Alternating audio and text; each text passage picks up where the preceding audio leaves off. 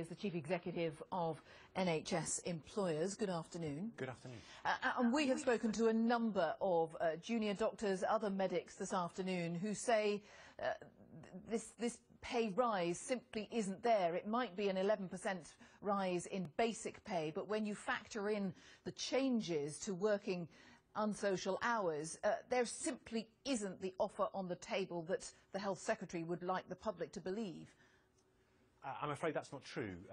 The BMA has itself been asking the NHS for many years now to move to a system where doctors receive far more of their earnings through guaranteed basic pay rather than unpredictable additional hours.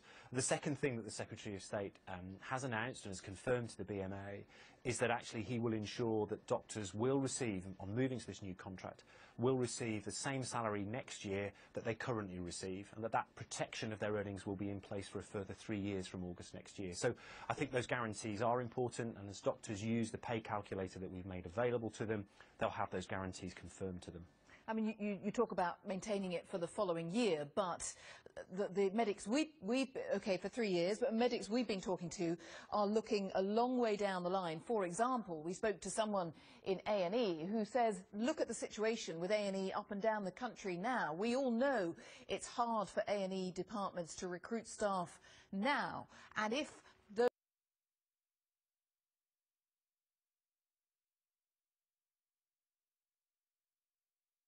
rewards, those supplements for working antisocial hours are taken away, A&E in particular, all acute services, will be really badly hit, because who is going to volunteer to work under those circumstances?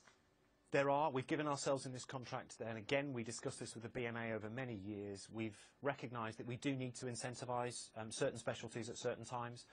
In the offer that's described today to junior doctors, we recognise the points that are being made about emergency medicine, A&E departments, but also about general practice and also about psychiatry. So, in terms of making available additional pay to those specialties to make sure that people do choose to work in those areas. Right, okay, I understand. But I'm wondering then why so many junior doctors still feel very, very strongly about this, Dan, and it looks like a lot that we've spoken to will vote to strike. Well, clearly we don't want there to be a vote to strike. Clearly what we want is a return to negotiation and discussion with the BMA, their trade union.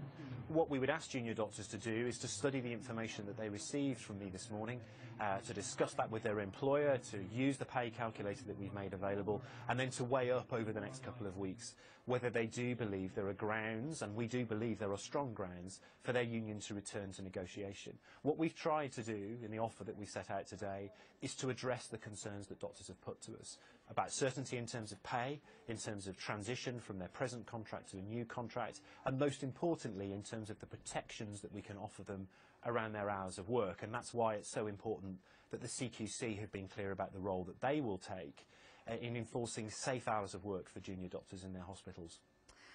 But the problem here is that both sides can't be right. So either a lot of junior doctors are fundamentally misunderstanding what's on the table, or you're simply, and Jeremy Hunt simply isn't explaining clearly what that offer really is. Well, we've made as much information as we can available. I think over recent weeks we have been criticised for not providing enough information and enough certainty for junior doctors. We've done that today. There's a lot of detail in that in terms of how a new contract would work. We're urging them to study that, to examine the materials that we've made available to them, to use the pay calculator that we've made available, to attend the events that their employing hospitals and organisations will be running for them. And we hope over the coming weeks that we can help junior doctors understand that we have sought to address their concerns in the offer that we've made to them. Danny Mortimer, Chief Executive of NHS Employers, thank you.